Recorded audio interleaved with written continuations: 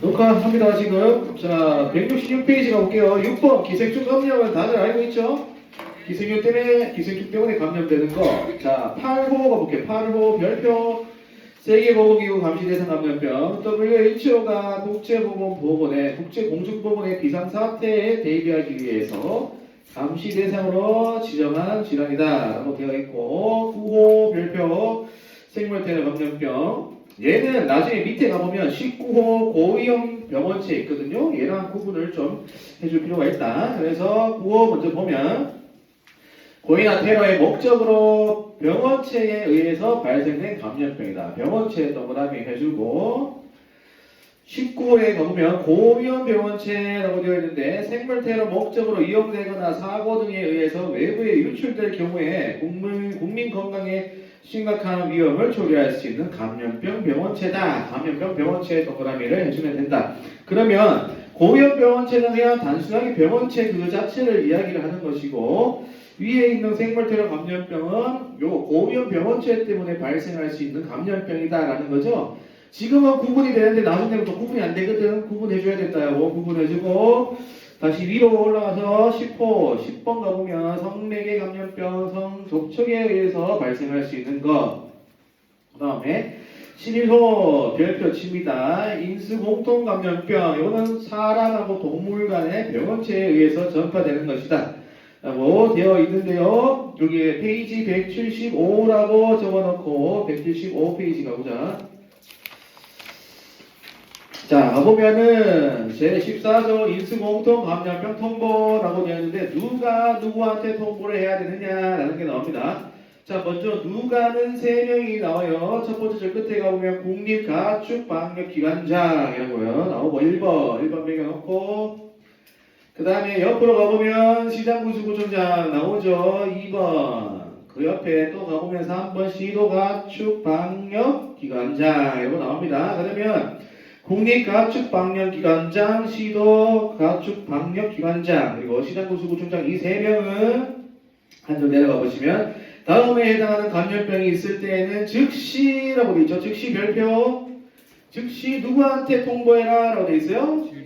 오케이. 질병관리청장 괄호 열고 괄호 닫고 즉시입니다. 즉시 동그라미 별표. 다음에 그러면 어떤 병을 즉시적으로 통보를 해야 되냐? 첫 번째 나오죠. 탄저. 두 번째 고위험성 조류인플루엔자, 세 번째 광견병, 네 번째 대통령령으로 정하는 인수공통 감염병이라고 나와 있는데 이 친구는 동물 인플루엔자입니다. 동물 인플루엔자. 4번은 4호 같은 경우에는 동물 인플루엔자. 오케이? 그러면 총 4개제, 총 4개가 발생이 되면 누구한테? 시도가축방역기관장, 시장구수구청장이 질병관리청장한테 어떻게? 즉시. 오케이. 넘어가자. 앞으로 넘어가서 166페이지에 12호 의료관련 감염병 별표 치고 얘는 의료 행위를 받으면서 우리가 감염되는 거예요. 발생하는 감염. 그래서 환자나 임산부 등이 의료 행위를 적용받는 과정에서 발생하는 감염병이다라고 되어 있고요. 감시 활동이 필요하다라고 나와 있습니다. 그 다음에 13호, 14호, 15호는 묶어주세요. 묶어가지고 얘들은 감염병 환자 등이라고 표현합니다. 감염병 환자 등이라고 표현해요. 13, 14, 15 묶어가지고 뭐라고? 감염병 환자 등이라고 적어놔야 된다. 이렇게. 그래서 앞으로 계속 감염병 환자 등이라고 하는 용어가 나오기 때문에 그럴 때 감염병 환자, 감염병 의사 환자, 병원체 후유자 이 사람들을 이야기하는 것이구나 라고 생각해 줘야 된다. 자, 그래서 먼저 감염병 환자가 어떤 사람인지 보자. 증상이 있다 했어요? 없다 했어요? 오케이. 증상이 나타난 사람이다. 감염병 병원체가 침입을 해서 증상이 나타난 사람. 증상 동그라미 놓고 그리고 거기다가 1번 적어 놓으세요. 증상이 나타난 사람 1번. 그 다음에 한 줄 내려가서 2번은 치과의사, 한의사, 조산사. 의사, 치과의사, 한의사. 조산사랬다. 말 잘못했다. 의사, 치과의사, 한의사. 이 사람들한테 진단받은 사람이다. 1급으로 감염병으로 진단을 받은 사람이다. 의사, 치과의사, 한의사에 진단을 받은 사람 2번. 그 다음에 3번은 감염병 병원체 확인기관에 실험실 검사를 통해서 확인된 사람. 실험실 검사의 동그라미하고 확인의 동그라미. 그래서 감염병 병원체를 확인하는 기관이 있는데 그 기관에서 검사를 했는데 감염병이 있는 것으로 확인된 사람, 그 사람들이 다 감염병 환자다. 감염병 환자 정의를 알고 있어야 되고, 그 다음에 감염병 의사 환자는 병원체가 몸 안에 들어왔는 것으로 의심이 되지만 감염병 환자로 확인이 되기 전 단계에 있는 사람, 확인되기 전 단계에 동그라미를 해놓으면 된다. 감염병 환자하고 감염병 의사 환자하고 구분되나? 그렇지. 그 다음에 세 번째, 병원체 보유자. 증상이 없다라고 되어 있죠. 증상이 없으나 뭐를 보유하고 있습니까? 감염병 병원체를 보유하고 있는 사람. 보유의 동그라미를 해주면 되겠죠. 증상 없다의 동그라미 해주고, 증상은 없으나 병원체를 보유하고 있는 사람, 병원체 보여주다라고 해 세 가지 사람들에 대한 정의 구분 해줄 필요가 있다. 그 다음에 밑에 감염병 의심자 15의 2 있는데 이것도 별표를 해놓고 얘는 세 가지의 사람이 나옵니다. 감염병 환자, 감염병 의사 환자, 그 다음에 병원체 보유자. 이 세 사람을 아까 우리 뭐라고 했어요? 감염병 환자 등이라고 했다. 그래서 이 사람과 접촉을 했거나 접촉이 의심되는 사람이 감염병 의심자다. 그 다음에 나에 가보면 중간에 검역관리지역 또는 중점검역관리지역 있죠. 여기에 체류하거나 격리했던 사람, 머물거나 격류를 한 사람. 이 부분은 나중에 우리가 다음 시간에 배울 검역법에서 나올 겁니다. 그때 한번 보면 될 것 같고, 세 번째, 감염병 병원체 등의 위험 요인에 노출이 되었다고 우려되는 사람. 위험 요인에 노출이 되었다고 우려되는 사람. 그래서 첫 번째 뭐였어? 첫 번째, 감염병 환자 등과 접촉을 했거나 접촉이 의심되는 사람. 두 번째는 검역관리지역이나 중점검역관리지역에 머물렀거나 격려한 사람. 세 번째는 위험 요인에 노출되었다고 우려되는 사람. 이 사람들이 다 감염병 의심자다. 그러면 감염병 의상과 병원체 보유자, 감염병 의심자 네 가지에 대한 정의를 구분해 줄 수가 있어야 되겠지. 네 가지에 대한 정의를 구분해 줘야 되고, 이 네 명은 다 역학조사의 대상이 된다. 이 네 명은 다 역학조사의 대상이 되는 사람이다. 13, 14, 15, 15의 2는 역학조사의 대상이 되는 사람들이다. 역학조사의 대상이 되는 사람. 그 다음에 16호 가보면 역학조사의 대상자다. 그치? 역학조사의 대상자 누구야? 그러면 환자들, 그 다음에 감염병 의심자 이렇게 가면 돼요. 간단하게. 그렇죠? 자, 그 다음에 16호 감시 가볼게요. 감시. 별표 치고, 감시는 질병에 대해서 자료를 수집하고 분석을 해서 그 분석한 결과를 배포하는 거예요. 배포하는 활동이에요. 그러면 감염병 발생과 관련된 자료, 감염병 병원체, 매개체에 대한 자료를 옆으로 쭉 가서 수집, 분석, 해석하고 그 결과를 옆으로 가서 배포해서 감염병 예방과 관리에 사용하도록 하는 과정이다 라고 되어 있다. 쉽게 말하면 감염병에 대해서 우리가 자료를 수집하고 분석을 해서 그 분석한 결과를 배부하는 거야. 그 감염병을 잘 관리하기 위해서, 그 감염병을 잘 예방하기 위해서. 그 다음에 16의 2 표본감시 별표 2개 달아놓고 페이지 176 가보자. 페이지 176. 자, 우리 여기에도 나와 있다시피 보자. 여기 질병관리청장이 표본감시 기간을 지정합니다. 오케이. 질병관리청장이 감염병 표본감시 기간을 지정을 하고요. 그리고 지정을 하게 되면은 나중에 이제 질병관리청장하고 시도지사, 시장건축부청장이 이 표본감시 기간에다가 너네 감염병에 대한 자료를 달라라고 요청할 수 있어요. 오케이, 요청할 수도 있고 이 기간에다가 지원도 해줄 수가 있어요. 만약에 이 질병관리청장, 시도지사, 시도군수구청장이 감염병에 대해서 자료를 주세요라고 요청을 했는데 이 표본감시 기간이 자료를 주지 않으면 안 됩니다. 그래서 정당한 사유 없이는 반드시 왜 거지 너 줘야 된다 라고 하는 게 있습니다. 또 시그널 있는데 그렇지. 그래서 줘야 된다라는 게 있고요. 만약에 얘들이 이 세 명이 이 감시 기간에다가 자료 달라고 했는데 자료를 받았잖아요. 자료를 받았을 때에 야 이거는 국민들이 좀 알아야 된다.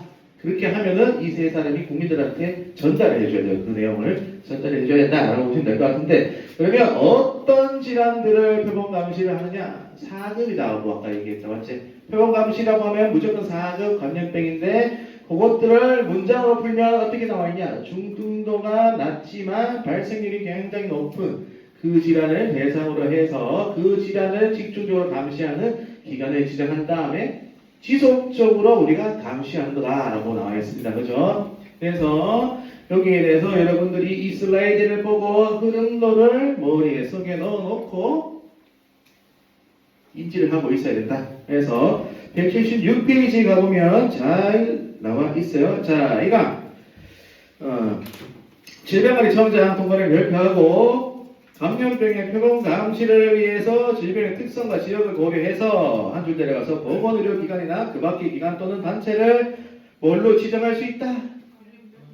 오케이. 감염병 표본 감시 기관으로 지정할 수 있다. 그러면 표본 감시 기관을 지정하는 사람 누구야? 물어보면 질병관리청장이라고 가야 된다. 자, 이하 질병관리청장 시도지사 시장구술구청장은 지정받은 감염병 표본 감시 기관의 장에게 표본 감시와 필요한 자료의 제출을 요구하거나 감염병의 예방 관리에 필요한 협조를 요청할 수 있다. 이 경우에 이 표본 감시 기관은 특별한 사유가 없어야 된다. 없으면 따라야 된다라는 게 나오고 4번 가보시면 질병관리청장, 시도지사, 시장구술구청장은 수집한 정보 중 국민에게 관한 중요한 정보를 기관, 단체, 시설 또는 국민들에게 제공해야 된다라고 아까 설명을 했었고, 그 다음에 네 번째 질병관리청장, 시도지사, 시장구술구청장은 표본감시 활동에 필요한 표본감시 기관에 지원할 수 있다라고 되어 있고, 그 다음에 5항 질병관리청장은 표본감시 기관을 딱 지정을 했는데 지정을 취소할 수 있는 경우가 있다. 첫 번째, 자료 제출을 요구하거나 협조를 요청했는데 따르지 않을 때. 두 번째, 감염병 표본감시 업무를 수행할 수 없는 경우에. 세 번째, 게을리했을 때 표본감시 업무를 게을리한 그 기관은 지정을 취소할 수가 있다고 보시면 되겠고, 6항 보자. 6항 표본감시 대상이 되는 질환은 뭐라고 되어 있냐? 동영아 뭐라고 되어 있어? 4급 감염병이지. 4급 감염병 별표 표본감시 대상이 되는 감염병은 제4급 감염병이다 라고 보시면 되겠다. 그 다음에 7항 볼게요. 질병관리청장은 감염병이 발생하거나 유행할 가능성이 있어서 관련 정보를 확보할 긴급히 필요하다고 인정하는 경우에는 옆으로 쭉 가서 공공기관의 장에게 정보를 요구할 수 있다라고 되어 있습니다. 그래서 표본감시라고 하는 것은 제4급 감염병을 대상으로 하는 것인데 중증도가 낮지만 발생률이 많은 질환을 대상으로 우리가 기관을 지정을 해서 계속적으로 살펴보는 것이다 라고 보시면 될 것 같습니다. 오케이. 앞으로 166페이지 넘어가셔서 힘들지? 나도 죽겠다. 자, 그래서 표본감시라고 하는 거는 감염병 환자의 발생 빈도가 높아서 전수조사가 어렵고 중증도가 비교적 낮은 감염병의 발생에 대해서 감시기간을 지정한 다음에 정기적이고 지속적으로 감시를 실시하는 것이다 라고 나와 있습니다. 감시기간을 누가 지정하죠? 오케이, 좋습니다. 질병관리청장. 그 다음에 17호 역학조사 별표 2개 역학조사가 나오는데요. 이거는 페이지 179, 192로 적어 넣으시면 됩니다. 페이지 179, 192. 그래서 역학조사를 왜 하느냐 나오거든요. 보시면은 자,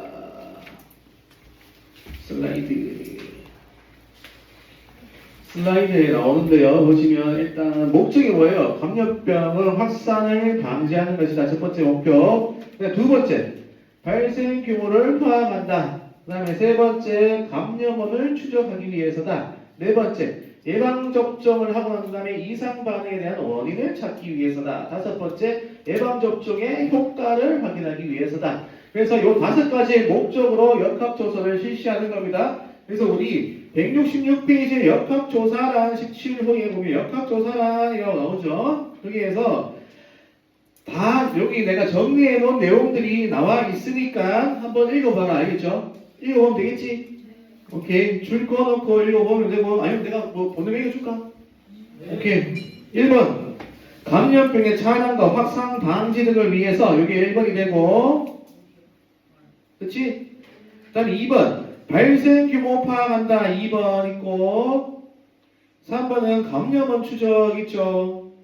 그 다음에 4번 감염병 예방접종 후 이상 반응 사례가 발생한 경우 한 줄 내려가서 발병 원인을 조사한다. 이게 4번이 되는 거야.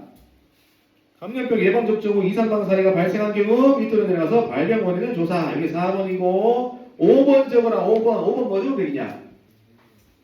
예방접종 효과 확인. 예방접종의 효과를 확인하기 위해서도 역학조사를 시행한다. 라고 보시면 됩니다. 그래서 179페이지 가보시면 역학조사가 넣어요. 역학조사. 자, 제18조 역학조사 별표 2개 쳤나 아까? 오케이, 별표 2개 여기도 쳐주고 역학조사는 보니까 3명이 한다라고 돼 있지. 누가? 질병관리청장, 시도지사, 시도무수구청장. 역학조사는 3명이야. 꼭 외워야 된다. 꼭 암기야. 누구? 질병관리청장, 시도지사, 시장구수구청장이다. 오케이, 별표 다 쳐놓고 얘들은 감염병이 발생했을 때 감염병이 발생해서 유행할 우려가 있거나 감염병 여부가 불분명하거나 발병 원인을 조사할 필요가 있다고 인정이 되면 어떻게 역학조사를 해야 된다라고 되어 있냐? 지체 없이 동그라미 별표. 여기는 즉시가 아니고 지체 없이다. 그죠? 지체 없이. 아까 인수공통감염병은 즉시였다. 그렇지? 하지만 역학조사는 지체 없이 해야 돼. 유도현. 예? 지체 없이하고 즉시하고 차이가 뭐야? 그 즉시는 그냥 바로 하고 지체 없이는 느려지는 거 없이 준비할 거 똑같은 말 아닌가? 우리 승현 뭐야? 승현아 뭐야?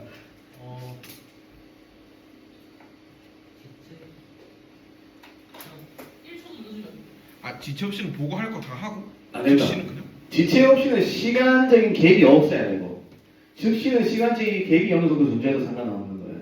오케이? 지체 없이는 바로 해야 돼. 바로. 안 즉시 실시해야 된다. 실시. 즉시는 생각할 시간이 약간 있어도 되는 거지. 하지만 지체 없이는 바로 지체 없이 해줘야 돼. 지체 없이 별표. 그러면 지체 없이 하고 즉시 하고 있을 때 뭐가 더 강력한 친구야? 지체 없이가 더 강력하지. 그지? 역학조사는 지체 없이 3명이 해줘야 된다는 거 알고 있어야 된다. 그리고 그 결과를 필요한 의료기관에 제공해야 된다라고 나와 있고요. 2항에 가보시면 질병관리청장, 시도지사, 시장구수구청장은 역학조사를 하기 위해서 역학조사단을 만들어야 된다, 설치해야 된다라고 나와 있고요. 3항에 가보면 누구든지 질병관리청장, 시도지사, 시장구수구청장이 실시하는 역학조사에 대해서 다음의 행위를 해서는 안 된다. 첫 번째, 정당한 사유 없이 거부하거나 방해하거나 회피하면 안 되겠고, 두 번째, 거짓으로 진술하거나 거짓 자료를 제출하면 안 되고, 세 번째, 고의적으로 사실을 누락하거나 은폐하면 안 된다라고 되어 있습니다. 역학조사는 코로나19 때 우리 역학조사 당해본 사람들도 있죠? 우리 동선들 막 파악하잖아, 그지? 그런 것들이 다 역학조사다라고 보면 될 것 같아요. 자, 그래서 역학조사는 이렇게 3명이 실시를 하고 지체 없이 실시를 하는데 역학조사를 할 때 파악을 해줘야 되는 내용이 있어요. 일단은 크게 감염병이 발생했을 때 역학조사 실시하고 예방접종에 이상 반응이 있거나 예방접종의 효과를 알아보기에 역학조사를 하잖아요. 그죠? 그 두 가지를 나눠서 볼 건데 밑에 시행령 제12조를 가보시면 위에 역학조사에 포함되어야 할 내용은 다음과 같다라고 되어 있는데 1호에 가면 인적사항이 있고 2호에 가면 발병일, 발병장소 3호에 감염원, 감염경로 4호에 진료기록 있다. 그치? 그 다음에 2항에 가보면 2항은 예방접종에 대한 역학조사입니다. 2항은 예방접종에 대한 역학조사. 아까 1항 같은 경우에는 감염병에 대한 역학조사야. 하지만 2항은 예방접종에 대한 역학조사다. 구분되죠? 예.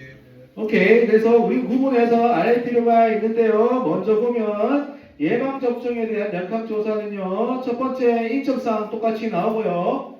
두 번째 접종한 기간 있죠. 예방접종 기관 나오고 접종 일시가 나오고 접종 내용이 나와야 된다. 그 다음에 다음 페이지에 3호에 가보면 진료 기록이 나와야 되고요. 4호에 예방접종약이 반드시 나와야겠죠. 예방접종약이 반드시 나와야 된다라고 되어 있습니다. 그러면은 지금 감염병하고 예방접종하고의 역학조사는 내용이 조금은 다르다 그지? 구분을 해서 공부를 해주고 그 다음에 13조의 역학조사의 시기 요 바로 밑에 나오는데 별표 2개 치고 요때에는 우리가 아까 역학조사는 3명이 한다 했잖아. 질병관리청장, 그 다음에 시도지사, 시장군수구청장이 한다 했잖아. 질병관리청장 한 그룹, 그 다음에 또 한 그룹은 시도지사와 시장군수구청장. 이렇게 그룹이 두 그룹으로 나뉘어지면서 하는 게 조금 다릅니다. 그래서 보면 먼저 질병관리청장이 역학조사를 할 때는 가에 보니까 2개 이상의 시도에서 동시에 역학조사가 이루어질 때는 누가 나섭니까? 질병관리청장이 나서고 나에 가보면 감염병 발생, 유행 여부 또는 예방접종 후 이상 반응에 관한 조사가 어떻게 필요할 때 긴급하게 조사가 필요할 때는 질병관리청장이 나선다. 긴급의 동그라미에 하고 아까 가에서는 동시에 해주고 동시에 동그라미 해주고 다 가볼게요. 시도지사의 역학조사가 불충분하였거나 불충분의 동그라미 하고 그 다음에 불가능하다고 시도지사가 불가능하다고 시도지사가 역학조사를 하기에 불가능의 동그라미 하다고 판단될 때에는 질병관리청장이 이렇게 나선다라고 되어 있습니다. 자 2호에 가보면은 시도지사 또는 시장군수구청장이 역학조사를 해야 되는 경우라고 나오는데 가에 뭐라고 되어 있어요? 관할 지역에서 감염병 발생해서 유행하는 그렇죠. 우리 지역에 감염병 발생이 될 우려가 있을 때에 역학조사를 하고 나에 가보면요. 뭐라고 돼 있니? 관할 지역 밖에서 감염병이 발생하여 유행할 우려가 있는 경우로서 감염병이 관할 구역과 역학적 연관성이 있다고 의심되는 경우. 아주 좋습니다. 감사합니다. 우리 지역 말고 옆에 있는 지역에서 감염병이 발생했다라고 할 때 우리가 역학조사를 할 수 있다. 관할 지역에서 예방접종 후 이상 반응 사례가 발생을 했을 때에 그때도 역학조사를 할 수가 있다라고 되어 있습니다. 질병관리청장이 예방접종 후 이상 반응이 있을 때 역학조사 할 수 있어요? 없어요? 할 수 있다 맞지? 할 수 있다. 하지만 긴급할 때 할 수 있는 거예요. 그지? 긴급할 때 할 수 있다는 거 알고 있으면 되고 18조에 2 봅시다. 역학조사의 요청 한번 보자. 의료인이나 의료기관의 장은 감염병이나 알 수 없는 원인으로 인한 질병이 발생하였거나 발생할 것이 우려되는 경우 질병관리청장 또는 시도지사에게 역학조사를 실시할 것을 요청할 수 있다. 역학조사를 해달라고 요청도 해줄 수 있다라는 거예요. 그 내용도 참고적으로 알고 있으면 된다.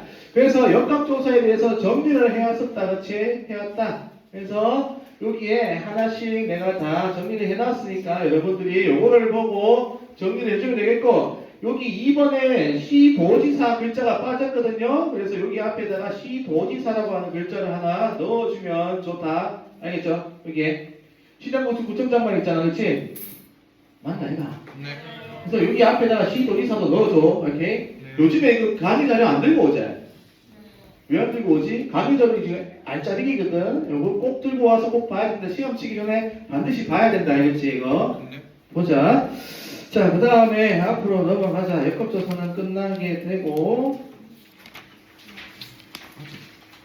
그 다음에 166페이지 가볼게요. 166페이지에 18번 봐라. 예방접종 후 이상 반응이라고 하는 거는 예방접종 후 그 접종으로 인해서 발생할 수 있는 모든 증상과 질병으로서 해당 예방접종과 뭐가 있어야 된다고 되냐? 오케이. 시간적 관련성 동그라미 별표. 반드시 예방접종 후 이상 반응은 그 예방접종을 한 것과 시간적으로 연관성이 있어야 된다. 라는 거야. 그 다음에 19호 아까 봤죠? 19호 봤고 20호, 22호는 여러분들이 한번 읽어봐. 꼭 읽어보고 넘어가자. 아이고 힘들어라. 173페이지 제11조 의사등의 신고를 한번 보자.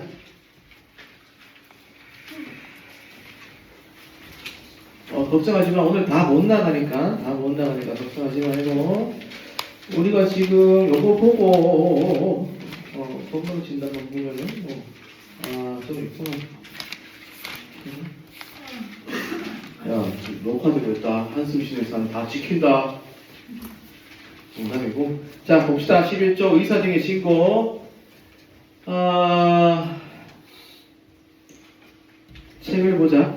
자, 1항 의사, 치과의사, 한의사는 다음에 해당하는 사실이 있으면 소속 의료기관의 장에게 보고해야 된다라고 나와 있습니다. 단란해 보니까 제4급 감염병은 제외된다라고 나와 있죠. 그러면 의사, 치과의사, 한의사는 1급, 2급, 3급 감염병에 대해서만 신경을 쓰면 돼요. 보고를 하면 됩니다.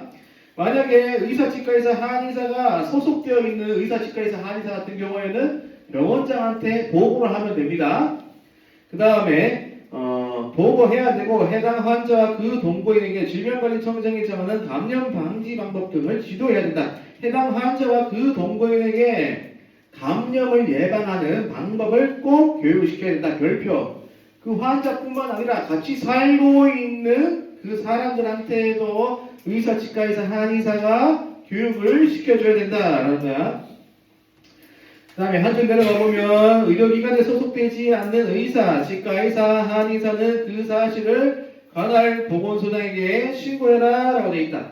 자, 보면은 아까 보면 소속되어 있는 의사, 치과의사, 한의사는 누구한테 보고했니? 병원장한테 했는데 소속되어 있지 않은 의사, 치과의사, 한의사 같은 경우에는 바로 다이렉트로 누구한테? 관할 보건소장한테 신고하면 된다. 보건소장에게 신고를 하면 된다라고 나와 있다. 여기 그림을 보면 의사, 치과의사, 한의사 4급 제외라고 되어 있으니까 1급, 2급, 3급만 들어가는 것이고 소속이 있고 없고 구분이 되어 있다. 소속이 있을 때 소속 기관의 장한테 보고해주고 기관의 장이 보건소장이나 질병관리청장한테 신고하면 된다. 알겠지? 하지만 소속이 없다. 소속되어 있지 않은 의사, 치과의사, 한의사 같은 경우에는 질병관리청장한테 신고하지 않고 보건소장한테 신고하면 된다. 그리고 의사, 치과의사, 한의사가 1급, 2급, 3급에 대해서 발견을 했을 때에는 그 환자뿐만 아니라 그 가족에게도 감염에 대한 예방 방법을 교육시켜야 된다. 여기에 중요한 거다. 제일 위에 여기 폭탄 표시 같은 거 있지. 중요하니까 꼭 잘 알고 있으면 되겠다.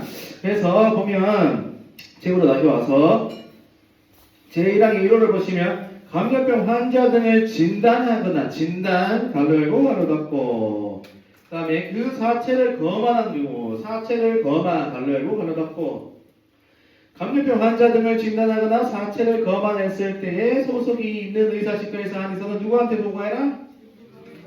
오케이. 소속이 없으면 보건소장에 신고해라. 그 다음에 2호 예방접종 후 이상 반응자를 진단 동그라미 갈로 열고 갈로 닫고 하고 사체를 검안했을 때 갈로 열고 갈로 닫고 그 다음에 3호 가보면 감염병 환자 등이 제1급에서 제3급까지 사망을 했을 때 감염병으로 사망을 했을 때도 마찬가지 우리는 보고나 신고를 해야 되고 4호 감염병 환자로 의심되는 사람이 감염병 병원치 검사를 거부하였을 때도 우리는 보고나 신고를 해야 된다라는 거야. 그러면 1호, 2호, 3호, 4호는 우리가 다 알고 있어야 되겠지. 어떨 때 우리가 보건소장한테 신고를 하거나 또는 소속기관의 장한테 보고를 해야 되는지 그게 나오니까 꼭 별표를 쳐놓고 그 다음에 2항 감염병 병원체 확인기관의 소속 직원은 실험실 검사를 통해서 옆으로 쭉 가보시면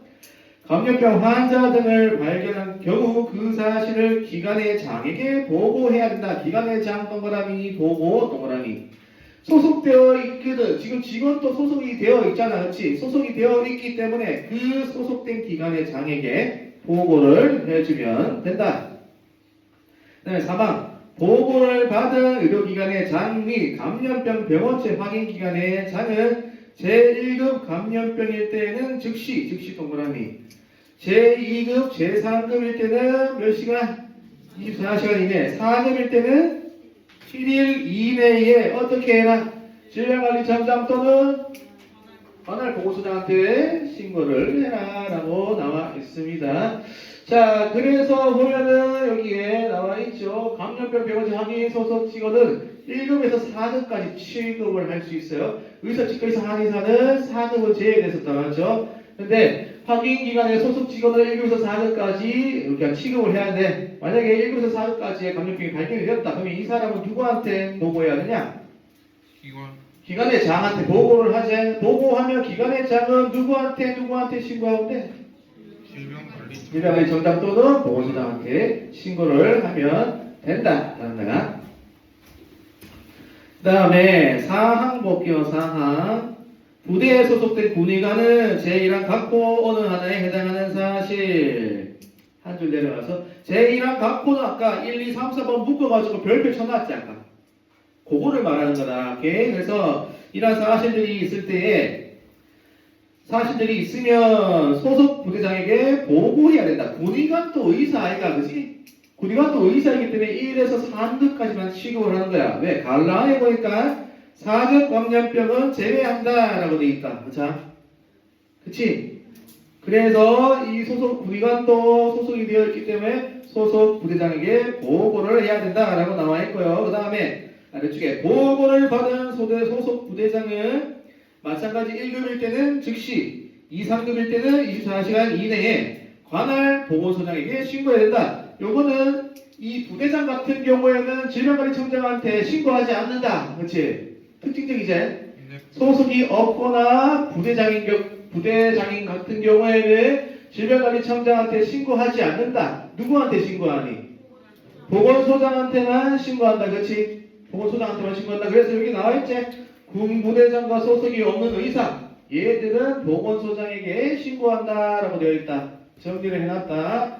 그 다음에 5항 보자. 감염병 표본감시 기간은 표본감시가 대상이 되는 4급 감염병으로 인해서 제1호, 제1항 제1호 또는 제3호의 사실이 있으면 질병관리청장 또는 관할 보건소장한테 신고를 해야 된다라고 나와 있는데 바로 이거죠.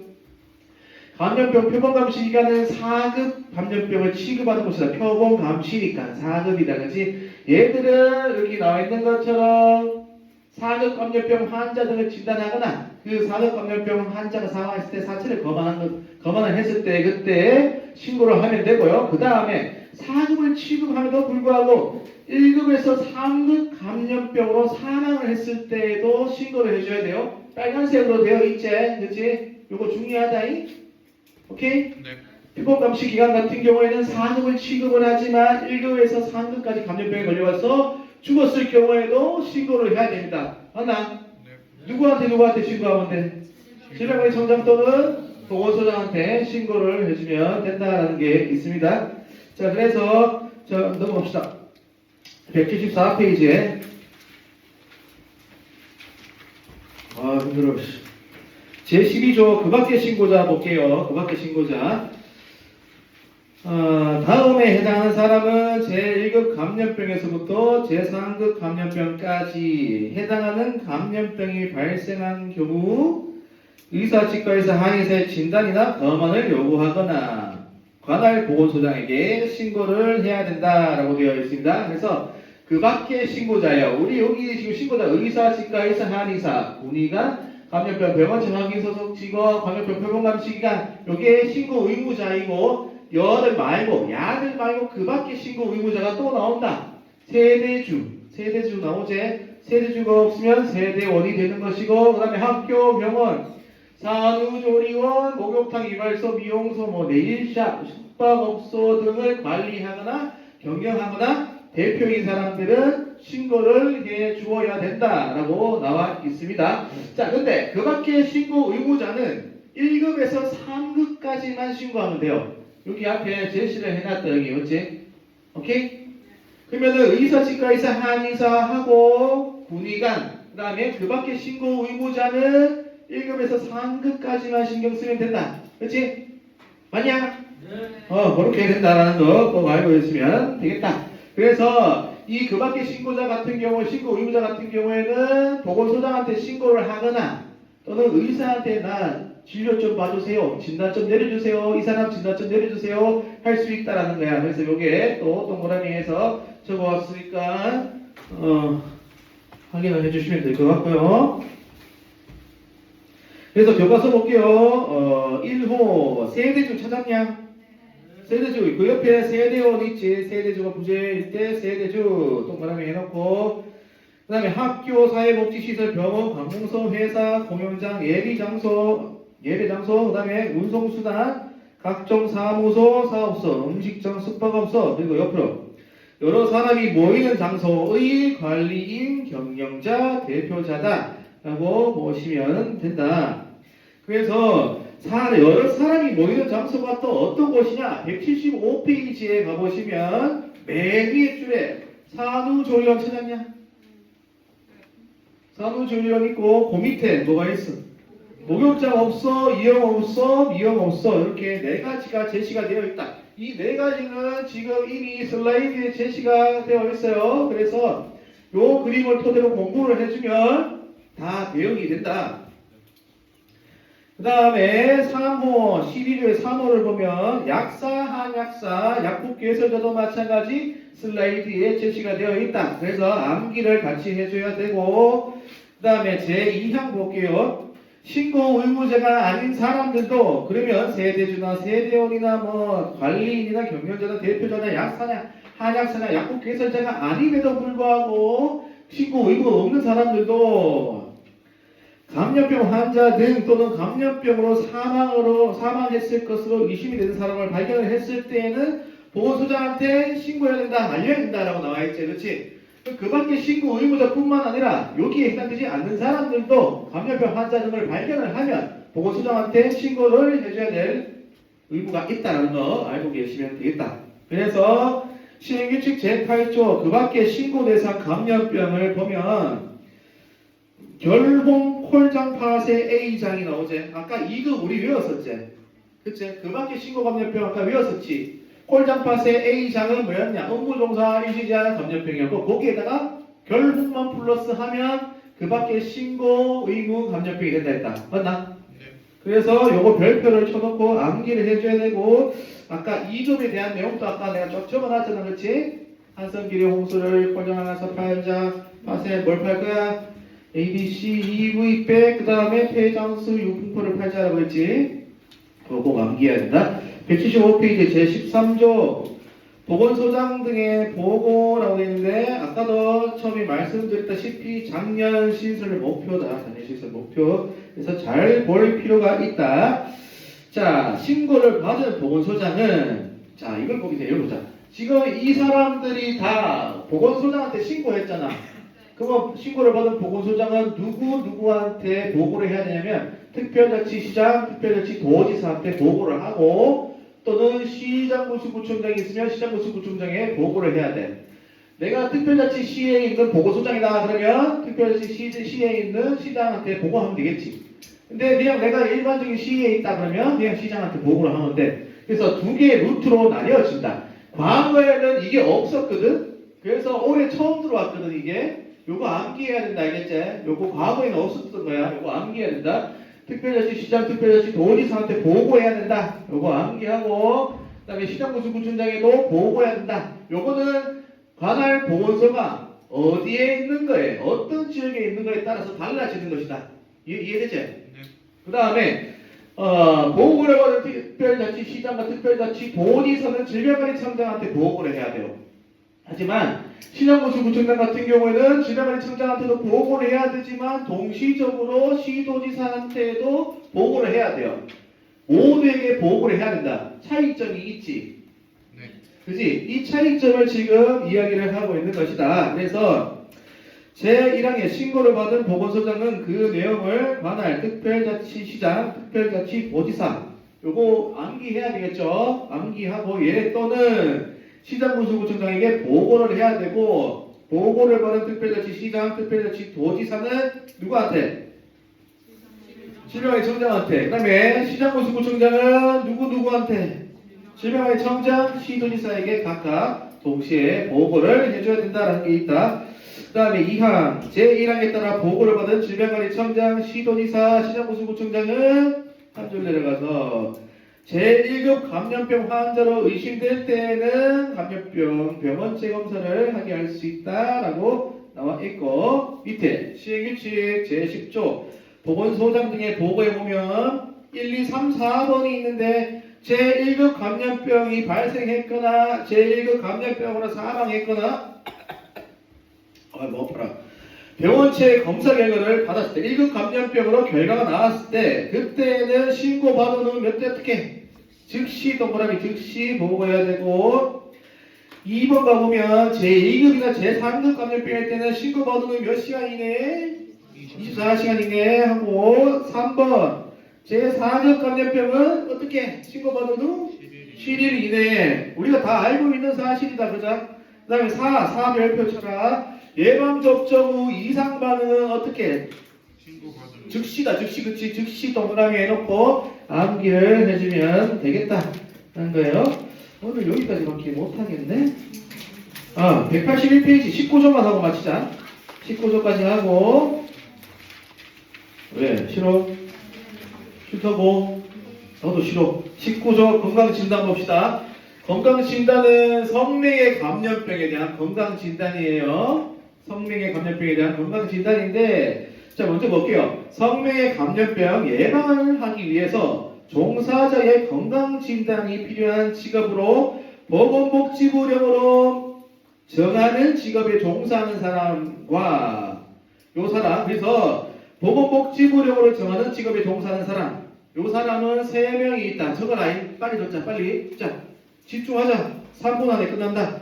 영업장을 벗어나 영업하는 여성종업원 영업장을 벗어나 영업하는 여성종업원 영업장을 벗어나 영업을 하는 여성종업원 영업장을 벗어나 영업하는 여성종업원 두 번째 유흥접객원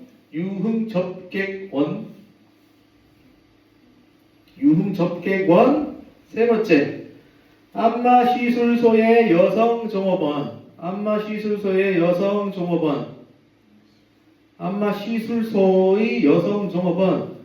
여기에 해당되는 사람은 성매개 감염병에 대한 건강진단을 반드시 해야지만 이 직업에 종사할 수 있다는 거고 그 다음에 두 번째 보자.